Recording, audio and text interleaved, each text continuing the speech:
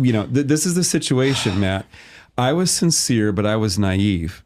I truly believed in Sola Scriptura, but I did not realize its implications. The implications of Sola Scriptura are that each individual Christian ends up as their own pope. Because once you reject the interpretive authority of the church and the interpretive authority of the tradition, there's nothing else left except your own opinion when you read the Bible. The problem is that the Bible does not interpret itself. The Bible has to be interpreted. And who's going to interpret? If it's not the church and it's not tradition, then it's just little old you. And so that is the logical reductio ad absurdum of Sola Scriptura, and there is no way around it. Yeah, I'm trying to think of how to steel man the Protestant position. You can't. Well, this conversation between Dr. Bergsma and Matt Fradd is an example of a very common Catholic critique of Protestantism with regard to Sola Scriptura, and that is, it ends up just meaning that everyone will just interpret the Bible privately, and therefore there will be a million different groups, and this highlights the need for an authoritative interpreting tradition, that there is something that stands outside of the individual, outside of the scriptures, that can tell us what the correct interpretation is. And they are very confident about their position. Matt even makes the comment, I'm trying to think of how I could possibly steel man the Protestant position, and it seems like they are having a difficult time thinking about how that might be the case. What could possibly be added to the Protestant position to make it plausible. However, this argument is not nearly as strong as it might seem at first. For one thing, there are implicit assumptions that are going on in this argument that actually, I think, are quite problematic for one's understanding of the scriptures and even one's understanding of tradition. And this can be highlighted by just asking a very simple question, which is, who is it that interprets the tradition? Who is it that can interpret the tradition that is the apparently authoritative interpretation of the Bible itself? And if the answer is, well, there's no need for an interpretation of the tradition which interprets the Bible, then there would have to be another question, which is why? Why would there be no need for an interpretation of the tradition if there is a need for the interpretation of Scripture? And the only really clear answer that could be given to a question like this, and my assumption is the answer that would be given, is that the tradition is itself clear. That is to say, the tradition is clear such that when a person hears about the tradition, they recognize what it is teaching, and there is an obligation to receive it. Now, a further implication of this is that if it is the case that the tradition is clear, and that's the reason why there is no need for an interpretation of the tradition, the further implication is that this means that the Bible itself is not clear.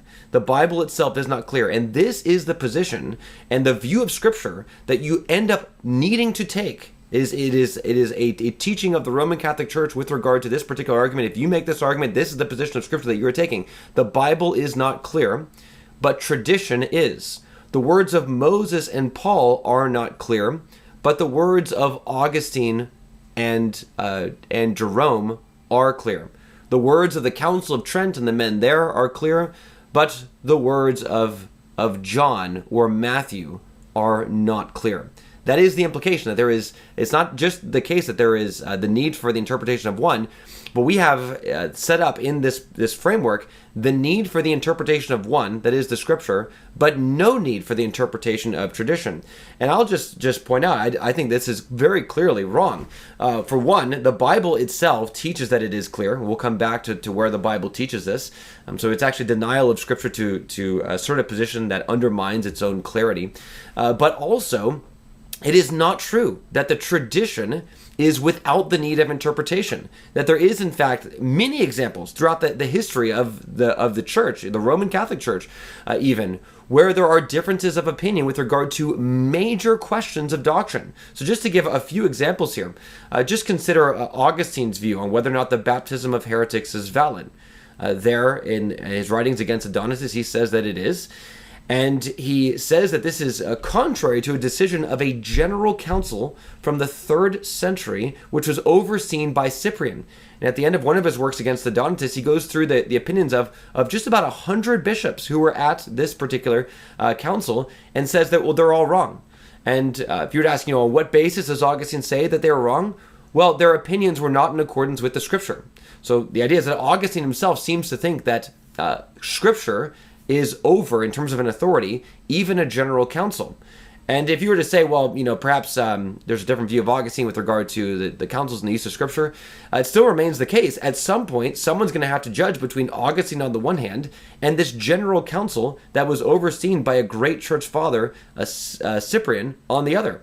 Who is to say which interpretation is, in fact, the authoritative tradition of the church? Just to give it another example, you think of the Council of Trent, its condemnation in the 16th century of the doctrine of irresistible grace, which was taught by the Reformers. One of the problems is that this was, in fact, explicitly taught by Augustine himself. And even the usage of the Scriptures that were used to prove this by Augustine were the same ones that were used to prove it by the Reformers. That is to say, just as an example, John 6, the idea of the Father drawing, that no one can come to the Father unless the Father draws them. This was used by the Reformers to teach the doctrine of irresistible grace. It was also used by Augustine to teach the doctrine of irresistible grace, and it is something that is denied even using the same text from the Council of Trent. That is to say, the Council of Trent interprets the passage in John 6 in a way that is diametrically opposed to Augustine on grace. And so then we have another question. Is the more ancient interpretation of Augustine, which was highly respected throughout all the Middle Ages, is that the authoritative tradition of the church, or is it the much later interpretation of the Council of Trent on a question wherein they said that those who held to this view that Augustine himself had are actually anathema, because they were trying, of course, to condemn the Protestants? On that point, the Protestants are actually much closer to the interpretation of the church, if you can say that Augustine is an authoritative figure, than the Council of Trent was. Who is the authoritative interpretation, then, of this particular part of tradition? Another example would be the idea of image worship, or of course, as Roman Catholics would like to say, image veneration. There is the Council of Hieria in the mid 8th century in 754 that condemned image worship, and then there is Nicaea II in 787 that affirms it and even requires it upon pain of anathema. So again, the question is, which one is right? Who is the arbiter of these two councils which are competing? Who is able to say which tradition is correct? It does no good to say that the later church accepted one and rejected the other. The Carolingian Empire rejected Nicaea II. The point is that there were clearly divisions. There was a need to interpret, and it's not even clear that every group received the Second Council of Nicaea as ecumenical. That had to be. There were arguments over that. So clearly, then at that point, there are two traditions. There are two traditions with regard to the worship and the veneration of images. Here's another one that's quite significant. You've got Boniface VIII in the early 14th century with his decree in Unam Sanctam that everyone outside the Catholic Church is anathema. That is to say, everyone outside the Catholic Church is going to go to hell. And then on the other hand, you have Lumen Gentium of the 20th century in Vatican II, which states that Protestants are separated brethren, that there even may be a way for someone to get to God who is outside the visible church. These are positions that are diametrically opposed and that have to do with the most significant and foundational questions of life. That is, who is going to be saved? Who is going to be saved? And you see that the Catholic Church is taking positions that are flatly contradictory to one another over the course of the centuries. And if someone were to say, well, no, there's a way to harmonize these traditions. There's a way to put these things together. Well, now we're looking at an interpretation of a tradition. And my only point is to say that clearly such interpretations are necessary because the tradition is not that clear if it is going to be used as an authoritative standard for the judgment of the interpretation of the Bible.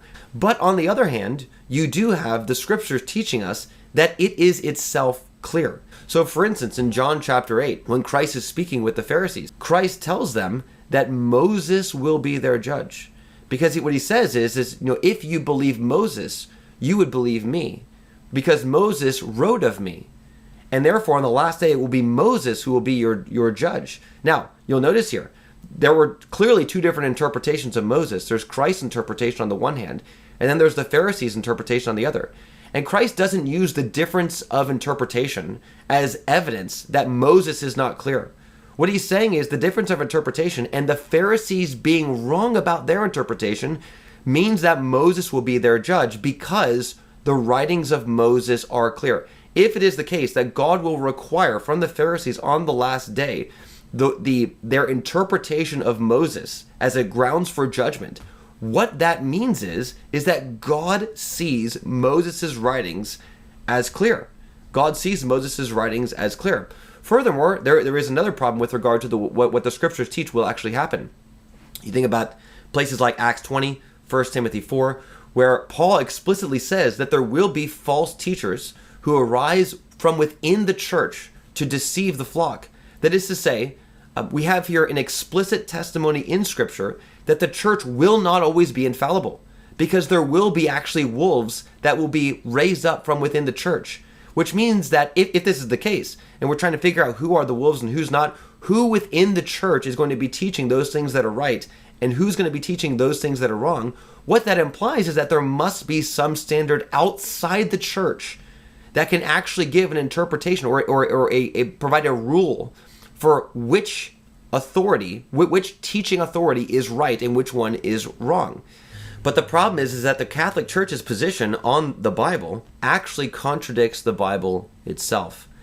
Because the Bible clearly, in many places, lays upon those who read it an obligation to receive its clear message. And therefore it is the standard by which we can judge the truthfulness of the claims of tradition. Just like Augustine did when he said that even a general council was in error because it was acting contrary to the scriptures. That is the Protestant position, and it is a position that the church has maintained for a long time. It is also the position of the Bible itself.